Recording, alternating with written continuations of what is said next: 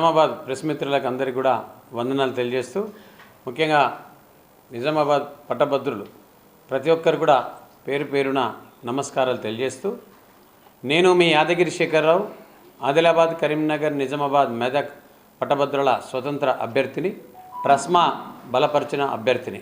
ముఖ్యంగా ఈరోజు ఈ ఎన్నికల పోరులో ఈ నెల 27వ తేదీ 8 గంటల నుంచి, ఉదయం 8 గంటల నుంచి సాయంత్రం 4 గంటల వరకు ప్రతి ఒక్కరు కూడా శివరాత్రి పర్వదినాన్ని పురస్కరించుకొని సెలవులు వచ్చింది కాబట్టి మీ బాధ్యతగా మీ ఓటు మీ ఆయుధం, మీ ఓటు మీ భవిష్యత్తు పురస్కరించుకొని ఖచ్చితంగా ప్రతి ఒక్కరు కూడా మీరు ఎన్ని పనులున్నా ఓటును వినియోగించుకుంటే సరి అయిన పట్టభద్రుల్ని కలిసి అందరు కలిసి ఒక సరి అయిన అభ్యర్థిని ఎన్నుకునే విధంగా ప్రయత్నం చేయబడుతుంది. కాబట్టి ఈ సందర్భంగా మీ అందరికీ కూడా శిరస్సు వంచి నమస్కారాలు తెలియజేస్తూ, ఎన్ని పనులున్నా ఖచ్చితంగా ఓట్లు వినియోగించుకోవాలని కోరుతూ, అలాగే ముఖ్యంగా ఈరోజు మనం గత 8 నెలల నుంచి నిర్విరామంగా 271 మండలాలు తిరగడం జరిగింది. ముఖ్యంగా మా ట్రస్మా సోదరులే కాక, మా దగ్గర పనిచేస్తున్న ప్రైవేటు ఉపాధ్యాయులే కాక, ఈరోజు నిరుద్యోగులు, అలాగే ఉద్యోగ సంఘాలు, అలాగే ఉద్యోగులు, అలాగే వ్యాపార సంస్థలు యజమానులు, అలాగే ఇలా లాయర్లు, డాక్టర్లు, ఇంజనీర్లు, దాదాపు అనేక మంది స్వచ్ఛంద కార్యక్రమాలు చేసే స్వచ్ఛంద సంస్థల యొక్క అధ్యక్షులు కావచ్చు, అలాగే విద్యార్థి సంఘాలు కావచ్చు, ఇలా కుల సంఘాలు కావచ్చు, అనేక మంది సబ్బండ వర్ణం ఈరోజు నన్ను సపోర్ట్ చేస్తున్నందుకు, ఒక ఇండిపెండెంట్ క్యాండిడేట్ అంత ఆషామాషి కాదు, 2 జాతీయ పార్టీలు, అలాగే ఇంకో 3 జాతీయ పార్టీలు, ఒకటి బీఎస్పీ, ఒకటి బీజేపీ, ఒకటి కాంగ్రెస్, అలాగే ఆల్ ఇండియా ఫార్వర్డ్ బ్లాక్, అంటే ఇలా 4 జాతీయ పార్టీలతో ఇలా మనం కొట్లాడుతూ ఉన్నాం. ఒక స్వతంత్ర అభ్యర్థిగా వాళ్ళందరినీ కూడా ఈరోజు నువ్వా నేను అన్నట్టు ఫైట్ చేయడం చాలా నేను అదృష్టంగా భావిస్తూ ఉన్నాను. ఒక స్వతంత్ర అభ్యర్థి ఈ లెవెల్లో ఉండడం, ముఖ్యంగా 2 జాతీయ పార్టీల యొక్క ఎవరైతే పోటీదారులు ఉన్నారో, ఇలా అంజిరెడ్డి గారు కావచ్చు, నరేందర్ రెడ్డి గారు కావచ్చు, ఇలా కోట్ల రూపాయలను వెదజల్లుతూ ఓటుకు నోటు విధంగా దాదాపు ఓటుకు 10,000 నుంచి 12,000 వరకు పంచుతున్నట్టు తెలిసింది. సో మిత్రులారా, పట్టభద్రులారా, ఈరోజు ఏదైతే డబ్బుతోని మనం వాళ్ళు కొనుక్కుంటున్నారో, వాళ్ళు కొనుక్కుందామని ప్లాన్ చేస్తున్నారో, ఎక్కడెక్కడ కూడా డిస్ట్రిబ్యూట్ కూడా చేసినట్టు తెలిసింది. కాబట్టి నేను ఇలా అఫీషియల్స్ కానీ ఎన్నికల కమిషన్ కూడా దీని ద్వారా నేను కంప్లైంట్ చేస్తూ ఉన్నాను. ఎందుకంటే ఓటుకు పంచడం అనేది చాలా దురదృష్టం. ఎందుకంటే ఎవరైతే పని చేస్తారో, సేవ చేస్తారో, ఈ సమాజానికి అవసరం ఉంటుందో, ఇది ముఖ్యంగా శాసన మండలి, ఇది ముఖ్యంగా శాసన మండలి శాసనాలు తయారు చేసింది మన రాష్ట్ర ఆర్థిక వ్యవస్థపై ఇబ్బంది పడకూడదు.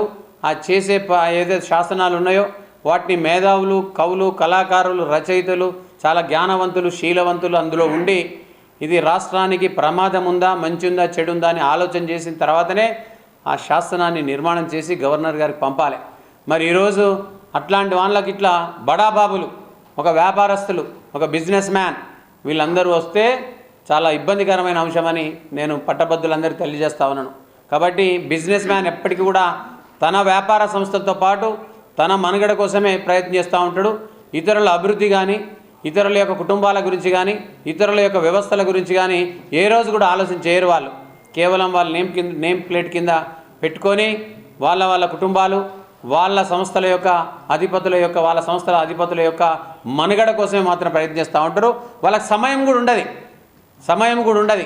ఒక పట్టభద్రులు కనుక ఇంటికి వెళ్ళినా, ఎక్కడైనా బజార్లో కలిసినా హాయ్ బాయ్ అంటారు. వాళ్ళ సమయం ఇవ్వరు, ఫోన్ ఎత్తరు, వాళ్ళు మీ సమస్యను వాళ్ళు స్వీకరించరు. కాబట్టి అట్లాంటి వాళ్ళను మనం ఇలా దూరం కొట్టాల్సిన పరిస్థితి ఉంది. ఇలా 1000 కోట్లు సంపాదించుకొని వాటిని కాపాడడం కోసం, ఇంకొక 1000 కోట్లు సంపాదించడం కోసం, వాళ్ళ అనుచరులు కూడా 1000 కోట్లు సంపాదించడం కోసం ఈరోజు ఈ రంగంలోకి వస్తున్నారు. గతంలో ఎన్నడూ కూడా ఎమ్మెల్సీ అనే పదము కానీ, ఎమ్మెల్సీ అనే వ్యవస్థ గురించి వాళ్ళ ఆలోచన దాఖలాలు లేవు. కానీ నేను ఎన్నో సంవత్సరాల నుంచి ఈ సమాజానికి సేవ చేస్తున్నా. తెలంగాణలో ఉన్న పట్టభద్రులందరినీ కూడా ఇలా 271 మండలాల పరిసర ప్రాంతాలన్నింటినీ కూడా గుర్తుపట్టగలుగుతా. ప్రతి విలేజ్కి వెళ్ళినా, ప్రతి పట్టణానికి వెళ్ళినా, ప్రతి నగరానికి వెళ్ళినా, ప్రతి మండలానికి వెళ్ళినా, ప్రతి ఏరియాలో కొన్ని వందల మందిని నేను గుర్తుపట్టగలుగుతా. నా ఫోన్లోనే ఒక 20,000 నెంబర్లు ఉన్నాయి. కాబట్టి ఇలా common man versus corporate man, ఇలా business man versus service man. అందుకే దయచేసి పట్టభద్రులారా, ముఖ్యంగా ఇంట్లో 1,13,000 మంది ప్రైవేట్ ఉద్యోగులు ఉన్నారు 1,13,000 మంది, ఈ 3,53,000. మరి మన ప్రైవేట్ ఉద్యోగులు ఏంటంటే దేశానికి మూల బిందువు. ఎందుకంటుండంటే మన పైన ఏమాత్రం కూడా ఆర్థిక భారం దేశానికి కానీ రాష్ట్రానికి కానీ పడదు. కానీ మన కుటుంబాలన్నింటినీ కూడా ఒక ఓటర్లు మాత్రమే గుర్తిస్తున్నారు ఈ నాయకులు. ఈరోజు ప్రతి ఎన్నికల్లో మనని సమావేశం ఏర్పాటు చేసి మనను ఓటర్లుగా గుర్తించి మన ద్వారా ఓటు తీసుకొని వాళ్ళు లబ్ధి పొందుతున్నారు. మన కుటుంబాల గురించి ఈరోజు ఎన్నడూ కూడా ఆలోచించిన దాఖలాలు లేవు. కారణం ఏంటంటే ఇలా ఒక కార్మికుడికి ప్రమాద బీమా ఉంది, ఇలా ఒక న్యాయవాదికి ప్రమాద బీమా ఉంది, ఇలా రైతుకు ఉన్నది. తప్పు కాదు, వాళ్ళని గుర్తించారు, వాళ్ళకు ప్రమాద బీమా ఇచ్చారు. అట్నే మరి వాళ్ళ కుటుంబాల లెక్కనే మన ప్రైవేట్ ఉద్యోగుల యొక్క కుటుంబాలను ఎందుకు గుర్తించట్లేదు అనేది నేను ఇలా దేశాన్ని, ఈ రాష్ట్ర ప్రభుత్వాలను అడుగుతా ఉన్నా. అందుకే నేను ఏమంటున్నా అంటే ప్రైవేట్ ఉద్యోగులారా ఒక్కసారి ఆలోచన చేయండి. నేను కూడా ఒక ప్రైవేట్ ఉద్యోగ ఒక 7 సంవత్సరాలు పనిచేసిన ఆ అనుభవం ఉన్నది. మనకు వచ్చే జీతాలన్నీ కూడా మన కుటుంబ పోషణకు మన మనగడికి మాత్రమే పనిచేస్తాయి. ఏదైనా ప్రాబ్లం వచ్చినప్పుడు హెల్త్ కార్డు కనుక మోస్ట్ ఇంపార్టెంట్ ఉంది ఆ హెల్త్ సర్వీస్కు. అలాగే ఏదైనా జరగరాని సంఘటన జరిగితే మన కుటుంబాలన్నీ కూడా రోడ్డున పడుతున్నాయని మనందరికీ తెలుసు. అందుకే ఒక 10 లక్షల బీమా కావాలని కొట్లాడుతూ ఉన్నా. మనం రిటైర్ అయినాక ఎంతో కొంత 60 ఏళ్ళు వచ్చినాక వృద్ధాప్య పెన్షన్ అనేది మోస్ట్ ఇంపార్టెంట్. ఇలా మనకు వయోవృద్ధులకు ఇస్తున్నారు, ఒంటరి మహిళలకు ఇస్తున్నారు, బీడీ కార్మికులకు ఇస్తున్నారు, ఫిజికల్ హ్యాండిక్యాప్కి ఇస్తున్నారు. అలాగే మరి మన దేశ నిర్మాతలమైన, సమాజ నిర్మాతలమైన మన పైన ఏమాత్రం కూడా బడ్జెట్లో ఆర్థిక భారం పడనటువంటి మనము మరి మనకి ఇలా ఆ బీమా సౌకర్యం ఇవ్వాల్సిన బాధ్యత ప్రభుత్వానికి ఉన్నదని నేను ఖచ్చితంగా కొట్లాడతానని శాసన మండలిలో మొట్టమొదటిగా ఈ సమస్యపై లేవనెత్తుతానని మీ అందరికీ తెలియజేస్తా ఉన్నాను. మరి ఈ సందర్భంగా ఇంకొకటి కూడా, ఇలా సివిల్ ఇంజనీర్స్ దాదాపు సివిల్ ఇంజనీర్స్ బీటెక్ సివిల్ చేసి అలాగే డిప్లొమా సివిల్ చేసి దాదాపు ఇప్పటికీ 50,000 మంది కంప్లీట్ అయి ఉన్నారు. మరి వాళ్ళందరూ కూడా ఉద్యోగం కోసం ఎదురు చూస్తూ ఉన్నారు. మొన్న శాసనసభలో తీర్మానం చేశారు. ఏమని అంటే ఖచ్చితంగా వీళ్ళందరికీ కూడా ఉద్యోగ అవకాశాలు కల్పిస్తున్నాం, డిప్యూటీ సర్వేయర్ పోస్టులు వీళ్ళ ద్వారా మేము భర్తీ చేస్తున్నామని చెప్పారు. శాసనసభలో కూడా తీర్మానం అయింది. 1000 పోస్టులకి ఇంకా నోటిఫికేషన్ వస్తుందని ఆ అభ్యర్థులంతా ఎదురు చూస్తున్న తరుణంలో పొంగులేటి శ్రీనివాసరెడ్డి గారు గౌరవ మంత్రివర్యులు వెంటనే వీఆర్ఓ వీఆర్ఏల ద్వారా వీటినన్నింటినీ కూడా భర్తీ చేస్తామని అనడం వల్ల వీళ్ళ కళ్ళల్లో మట్టి కొట్టినట్టు అయింది. చాలామంది సివిల్ ఇంజనీర్స్ అంతా కూడా నిరాశ నిస్పృహలోనైనారు. ఎన్నో ఏళ్ళ నుంచి కోచింగ్లకు వెళ్ళి తయారై ప్రిపేర్ అయిన ఇలా సివిల్ ఇంజనీర్స్ అంతా కూడా మనసు ఇబ్బంది అవుతుంది, వాళ్ళు మానసిక క్షోభకు గురవుతున్నారు, అనేక ఒత్తిడికి లోనవుతా ఉన్నారు. కాబట్టి మిత్రులారా వీఆర్ఓ వీఆర్ఏ అనేది తప్పు. ఎందుకంటే ఒక సర్వేయర్ పోస్ట్ అనేది సివిల్ ఇంజనీరు పర్ఫెక్ట్గా ల్యాండ్ కానీ అనేక కొలతలు కానీ ఆ కొలమానాలు కానీ వాళ్ళకి మాత్రమే తెలుస్తుంది. ఈ వీఆర్ఓ వీఆర్ఏలకు తెలియదు అనేది మనందరికీ తెలుసు. న్యాయం జరగదని తెలుసు. శాసన మండలిలో మీ యొక్క ప్రస్తావన కూడా నేను ముందుకు తీసుకెళ్తానని, ఆ జాబ్ ప్రకటన వచ్చేంతవరకు కూడా అవసరమైతే మీ వెంట ఉండి నేను ఆ జాబ్ ప్రకటన వచ్చేంతవరకు ఆ నోటిఫికేషన్ వచ్చేంతవరకు కూడా వెంట ఉంటానని సివిల్ ఇంజనీర్స్ అందరికీ కూడా నేను ఇలా ప్రామిస్ చేస్తా ఉన్నాను. ఇదే సందర్భంగా ఎస్ఎస్ఏ ఉద్యోగులు కావచ్చు, సిఆర్టీ ఉద్యోగులు కావచ్చు, రెసిడెన్షియల్ టీచర్స్ కావచ్చు, వీళ్ళందరూ కూడా సమానమైన పని, సమానమైన వేతనం, హెల్త్ కార్డు కావాలని అంటూ ఉన్నారు. అలాగే ముఖ్యంగా వీళ్ళందరికీ కూడా ఒక కాన్ఫిడెన్స్, ఉద్యోగ భద్రత, అలాగే స్కేల్ కూడా కావాలని కోరుతూ ఉన్నారు. మరి వాటి అన్నిటి పట్ల కూడా మీకు ప్రతి సంవత్సరం మిమ్మల్ని టర్మినేట్ చేస్తూ ఉన్నారు. అది జరగకుండా అలాగే మీ సాలరీస్ అన్నీ కూడా 010 ద్వారా ట్రెజరీ ద్వారా వచ్చే విధంగా నేను సొసైటీ ద్వారా కాకుండా ట్రెజరీ ద్వారా వచ్చే విధంగా నేను ప్రయత్నిస్తానని అన్ని residential model schools all teachers అంటే కాంట్రాక్ట్ రెసిడెన్షియల్ టీచర్స్ ప్రతి ఒక్కరు కూడా నేను ఈరోజు తెలియజేస్తా ఉన్నాను. అలాగే ముఖ్యంగా 2003లో ఎప్పుడో డిఎస్సి కంప్లీట్ అయ్యి వాళ్ళు 2005లో భర్తీ చేయడం వల్ల వాళ్ళందరికీ కూడా సిపిఎస్ కాంప్రిహెన్షన్ పెన్షన్ స్కీమ్ రావడం జరిగింది. అది కాదు యాక్చువల్గా వాళ్ళు ఎలిజిబుల్ ఓపీఎస్. మరి ఇలా రేవంత్ రెడ్డి గారు కూడా మొన్న ప్రభుత్వం వచ్చే ముందు మీ అందరికీ కూడా ఓల్డ్ పెన్షన్ స్కీమ్ అలాగే 317 జీవో, ఆ 317 జీవో వల్ల స్థానికత లేకుండా అయింది. అలా మరి అలాంటి జీవోను కూడా 317 జీవోను కూడా సస్పెండ్ చేసే విధంగా దాన్ని మార్పు చేసే విధంగా కూడా నేను ఉద్యోగులు అందరికీ ప్రయత్నిస్తాను. ఇలా పెన్షనర్స్ కూడా చాలా ఇబ్బందుల్లో ఉన్నారు, ఇండ్లు కట్టి ఉన్నారు, పెళ్ళిళ్ళు చేసి ఉన్నారు, అబ్రాడ్ పంపించున్నారు, హెల్త్ ప్రాబ్లంగా హాస్పిటల్లో చూయించుకున్నారు, అప్పులు చేస్తున్నారు. మరి వాళ్ళందరికీ కూడా ఇలా 70 లక్షల నుంచి 90 లక్షల వరకు పెండింగ్ ఉంది. దాదాపు 40,000 కోట్ల పెండింగ్ ఉందండి పెన్షనర్స్. మరి ఇలా ఉద్యోగస్తులు కూడా చాలామంది చాలా రకాల జీపీఎఫ్ అని, సరెండర్ లీవ్స్ అని అనేక రకాల లోన్స్ అప్లై చేసుకుంటే వాళ్ళవి కూడా ఆ ఫండ్ రాకపోవడం వల్ల ఇబ్బంది పడుతూ ఉన్నారు వాళ్ళ కుటుంబాలు కూడా.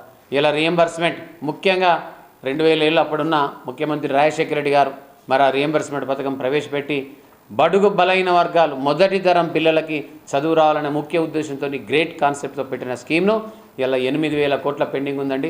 2021 నుంచి ఇలా రూపాయి రాకపోవడం వల్ల అనేక ఇబ్బందులు ఎదురవుతున్నాయి. అధ్యాపకులకు జీతాలు లేవు, పిల్లల చదువు అట్టట్లనే అవుతున్నది.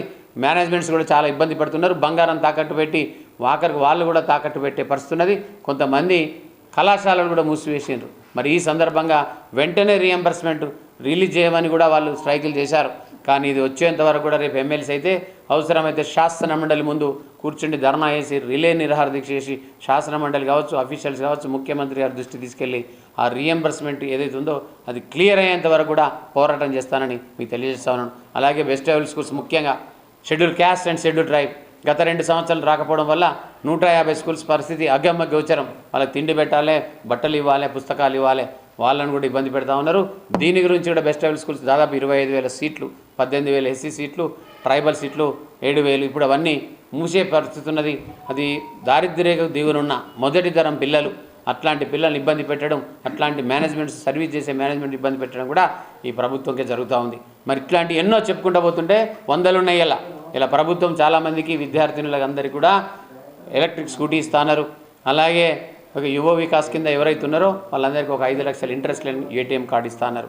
ఇలా ఇంటర్నెట్ అన్నారు, ఇలా ట్యాబ్ అన్నారు, ఇలా ల్యాప్టాప్ అన్నారు.